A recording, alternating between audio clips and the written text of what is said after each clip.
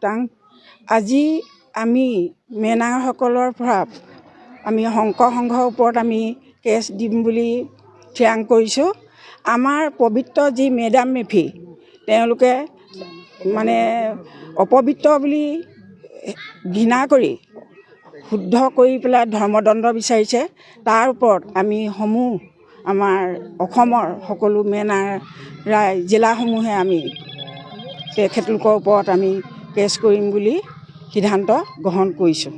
আজি আমি মেনাংৰাই ফালৰ পৰা এইটোৱে ক'বলৈ বিচাৰিছোঁ, শ্ৰীমন্ত শংকৰদেৱ সংঘই যি আমাক ঘৃণা চকুৰে চাইছে, যি বিহিত ব্যৱস্থা লৈছে, তেওঁলোকে পুথি হাতত লৈ যি কাৰ্যসূচী লৈ থানালৈ আহিছে, ঠিক তেনেদৰে আমাৰ আহোম জনগোষ্ঠীসকল যিখিনি আমাৰ মেনাংৰাই আছে আৰু যিমানখিনি মহিলা আছে সকলোকে ওলাই আহিবলৈ আমি আহ্বান কৰিছোঁ। আমিও আগবাঢ়ি যাওঁ, আমিও তেওঁলোকৰ ওপৰত বিহিত ব্যৱস্থা লওঁ। আৰু তেওঁলোকে কৈছে এইখন শংকৰদেৱৰ দেশ, এইখন বোলে লাচিত বৰফুকনৰ দেশৰ কথা তেওঁলোকে পাহৰিয়ে পেলালে। তেওঁলোকে সিদিনা এগৰাকী আয়ে কৈছে বোলে শংকৰদেৱে হেনো হেৰি কৰিছিলে বোলে শৰাইঘাটত বোলে দিনে ৰাতিয়ে কাজিয়া কৰি বোলে হেৰি কৰিছে। তেওঁ কি পাৰত আছিলে নেকি? শংকৰদেৱে যেতিয়া হেৰি কৰিছিলে তেওঁ পাৰত বহি আছিলে নেকি? মই এইটোৱে ক'ব বিচাৰিছোঁ। এতিয়া মই এটা কবিতাৰ দ্বাৰাই তেওঁক বুজাই দিবলৈ বিচাৰিছোঁ।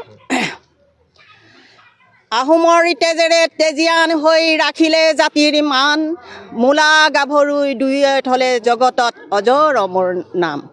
সাত ৰাজ সামৰি এক ৰাজ কৰি থৈ গ'ল সোণৰ অসম গঢ়ি, নাথাকিব খোজ সময়ৰ বুকুত নিজক যদি পাহৰি যোৱা, সেয়েহে আহোম ভাই জাতিৰ গঢ়িব সেইটো আগবাঢ়ি যাওঁ আহা।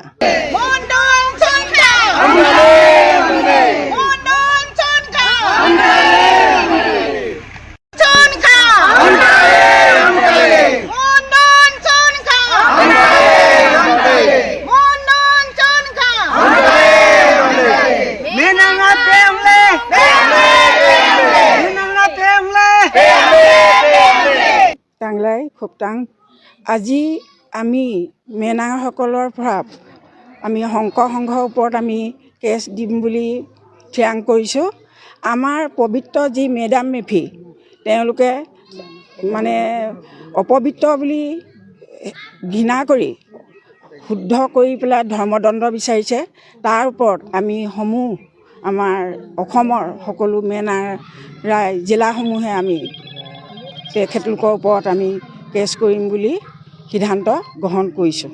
আজি আমি মেনাংৰাই ফালৰ পৰা এইটোৱে ক'বলৈ বিচাৰিছোঁ, শ্ৰীমন্ত শংকৰদেৱ সংঘই যি আমাক ঘৃণা চকুৰে চাইছে, যি বিহিত ব্যৱস্থা লৈছে, তেওঁলোকে পুথি হাতত লৈ যি কাৰ্যসূচী লৈ থানালৈ আহিছে, ঠিক তেনেদৰে আমাৰ আহোম জনগোষ্ঠীসকল যিখিনি আমাৰ মেনাংৰাই আছে আৰু যিমানখিনি মহিলা আছে সকলোকে ওলাই আহিবলৈ আমি আহ্বান কৰিছোঁ।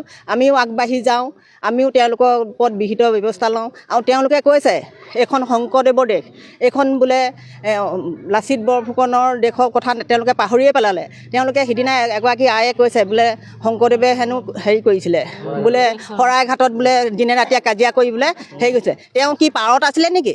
শংকৰদেৱে যেতিয়া হেৰি কৰিছিলে তেওঁ পাৰত বহি আছিলে নেকি? মই এইটোৱে ক'ব বিচাৰিছোঁ। এতিয়া মই এটা কবিতাৰ দ্বাৰাই তেওঁক বুজাই দিবলৈ বিচাৰিছোঁ। আহোমৰ তেজেৰে তেজীয়ান হৈ ৰাখিলে জাতিৰ মান, মূলা গাভৰুই দুয়ে থলে জগতত অজৰ অমৰ নাম। সাত ৰাজ সামৰি এক ৰাজ কৰি থৈ গ'ল সোণৰ অসম গঢ়ি, নাথাকিব খোজ সময়ৰ বুকুত নিজক যদি পাহৰি যোৱা, সেয়েহে আহোম ভাই জাতিৰ গঢ়িব সেইটো আগবাঢ়ি যাওঁ আহা।